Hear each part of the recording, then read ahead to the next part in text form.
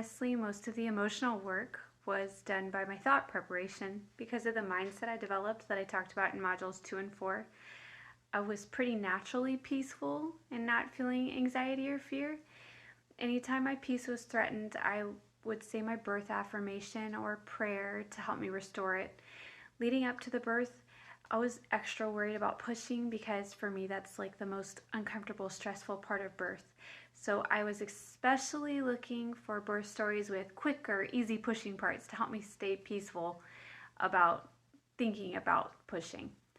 In addition to the heavy mental preparation I did, I took a few other steps to care for my emotions during labor. First, I was very careful about where and with whom I gave birth. So for my 6th birth, I chose to have an unassisted home birth with only my husband present. But based on my past experiences, is if I had worked with an OBGYN, a doula, or a midwife, I would have definitely made sure they were comfortable following my lead during the birth, whether I was in a birthing center or a hospital or at my home. The biggest mistake by far in my other births was inducing because the doctor advised it without completely understanding it or thinking about what did I think was the right thing to do, or having doctors performing unwanted and unexpected procedures like episiotomies without consent. Having doctors and nurses tell me when and how to push. Big mistake. I should have never let them do that. Basically, they should have been there to help me if I needed or wanted help during the labor or delivery, or if there was a rare birth emergency. They should not have been directing the birth like traffic. I should have been in charge of the birth. So in general, I was careful not to have people around me that required emotional energy from me, maybe like young kids or somebody that you might have a difficult relationship with. I didn't actually do this for my 6th birth, but I totally recommend inviting as many emotionally generous people as you can, like people who trust you and listen to you.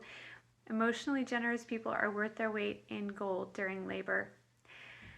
The other thing I did was have the baby's bed set up with the onesie and swaddle blanket I was going to put him in after he was born to keep my mind on the excitement of having the baby rather than too focused on the labor itself. Spending time during my pregnancy thinking about holding my baby, playing with him, how cute he was going to be, things like that. That helped me have a lot of feelings of love and peace instead of just anxiety over the upcoming labor. So the end of labor can potentially come with what's known as a birth high, which I did experience with I think all of my births. So that's a huge flood of oxytocin once your baby's delivered. Sometimes, sadly, a birth is so traumatizing the mother doesn't get to experience that.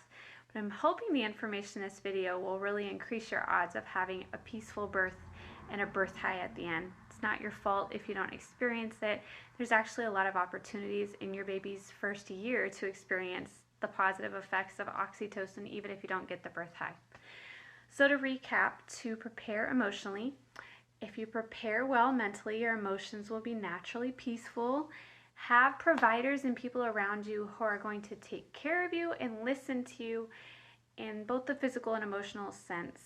Spend time thinking about experiencing your baby to pump yourself up with as much love as possible. This will naturally reduce any anxiety.